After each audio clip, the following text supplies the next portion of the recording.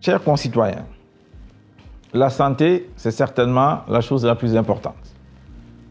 Et aujourd'hui, au Sénégal, si vous n'avez pas de l'argent, si vous ne connaissez pas un médecin qui a de la reconnaissance pour vous, il vous est extrêmement difficile de vous soigner. Nous avons proposé que le Sénégal soit réorganisé en pôles régionaux de développement. Dans chaque pôle régional de développement, il y avoir un CHU, c'est-à-dire vraiment une unité médicale, un hôpital de type universitaire. C'est cela que nous vous proposons. Ce qui fait que tout n'est pas concentré à Dakar, évidemment. Ensuite, il faut pouvoir gérer au niveau des départements des structures sanitaires qui permettent effectivement aux populations du Sénégal à l'intérieur de pouvoir se soigner. La réforme hospitalière, la réforme de la gestion hospitalière est également quelque chose de fondamental qu'il faut engager avec courage tout de suite. Mais pour nous, la santé, c'est la santé publique, c'est le sport. Il nous faut encourager dans notre pays le sport pour la santé. Le sport à l'école. Le sport également à tout âge. La natation, par exemple. 700 km, très peu de Sénégalais savent nager. Alors, il faut des programmes spéciaux pour que nos enfants apprennent à nager dès l'école primaire et c'est possible. Donc nous, dans notre entendement, le sport, la santé et une alimentation mieux équilibrée, une alimentation, comme je vous ai dit, provenant de notre souveraineté alimentaire où nous allons nous assurer que ce que nous mangeons sera évidemment bénéfique pour notre santé. Donc, il faut voir un triptyque, alimentation, santé publique et réforme hospitalière pour rendre cela beaucoup plus efficace. Je crois que si nous faisons cela, les Sénégalais auront accès à des soins de santé qui soient bons et qui ne soient pas chers. Maintenant, tout ce qui touche à la protection sociale. Nous allons réformer le système des bourses familiales.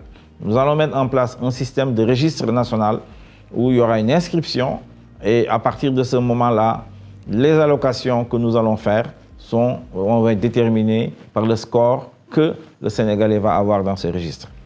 L'allocation spéciale sera faite pour les personnes vivant avec un handicap sévère. C'est cela qu'on va soutenir directement tout de suite. Et les autres, ce sera à travers donc ce registre. Voilà comment nous comptons réformer ce système de bourse familiale qui, à mon avis, n'est pas efficace du tout et qui est très politisé et qui ne permet pas aux familles bénéficiant de cette bourse de sortir de l'extrême pauvreté ou de la pauvreté dans un délai raisonnable. Parce que c'est ça aussi l'objectif de ce soutien de protection sociale.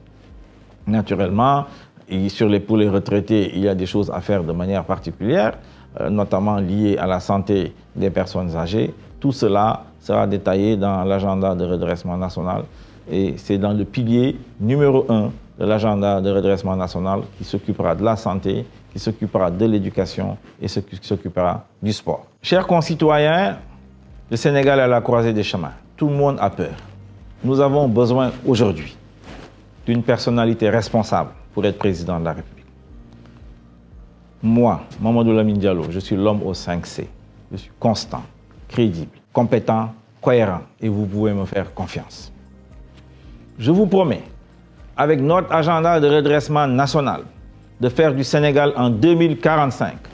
Si vous comptez les 10 plus grandes économies du monde, vous aurez le Sénégal dans l'Afrique de l'Ouest dedans et c'est possible. Votez pour moi le 24 mars 2024 pour être votre prochain président de la République. Je vous remercie. La santé, c'est certainement la chose la plus importante. Et aujourd'hui, au Sénégal, si vous n'avez pas de l'argent, si vous ne connaissez pas un médecin qui a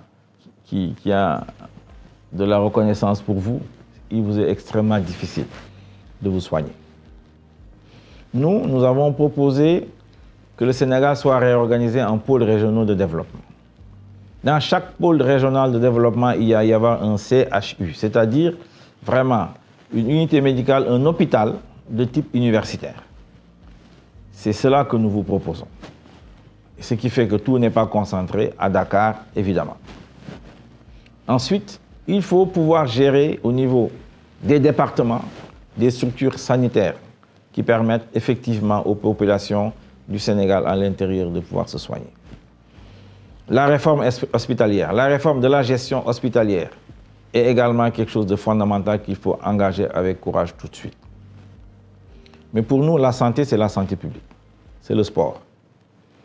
Il nous faut encourager dans notre pays le sport pour la santé, le sport à l'école, le sport également à tout âge. La natation, par exemple, 700 km, très peu de Sénégalais savent nager. Alors, il faut des programmes spéciaux pour que nos enfants apprennent à nager dès l'école primaire, et c'est possible. Donc nous, dans notre entendement, le sport, la santé et une alimentation mieux équilibrée, une alimentation, comme je vous ai dit, provenant de notre souveraineté alimentaire, où nous allons nous assurer que ce que nous mangeons sera évidemment bénéfique pour notre santé. Donc, il faut voir un triptyque, alimentation, santé publique et réforme hospitalière pour rendre cela beaucoup plus efficace. Je crois que si nous faisons cela, les Sénégalais auront accès à des soins de santé qui soient bons et qui ne soient pas chers. Maintenant, tout ce qui touche à la protection sociale. Nous allons réformer le système des bourses familiales. Nous allons mettre en place un système de registre national où il y aura une inscription et à partir de ce moment-là, les allocations que nous allons faire vont être déterminées par le score que le Sénégalais va avoir dans ce registre. L'allocation spéciale sera faite pour les personnes vivant avec un handicap sévère. C'est cela qu'on va soutenir directement tout de suite. Et les autres, ce sera à travers donc ce registre. Voilà comment nous comptons réformer ce système de bourse familiale qui, à mon avis, n'est pas efficace du tout et qui est très politisé et qui ne permet pas aux familles bénéficiant de cette bourse de sortir de l'extrême pauvreté ou de la pauvreté dans un délai raisonnable. Parce que c'est ça aussi l'objectif de ce soutien de protection sociale. Naturellement, pour les retraités, il y a des choses à faire de manière particulière, notamment liées à la santé des personnes âgées. Tout cela sera détaillé dans l'agenda de redressement national et c'est dans le pilier numéro 1 de l'agenda de redressement national qui s'occupera de la santé, qui s'occupera de l'éducation et qui s'occupera du sport.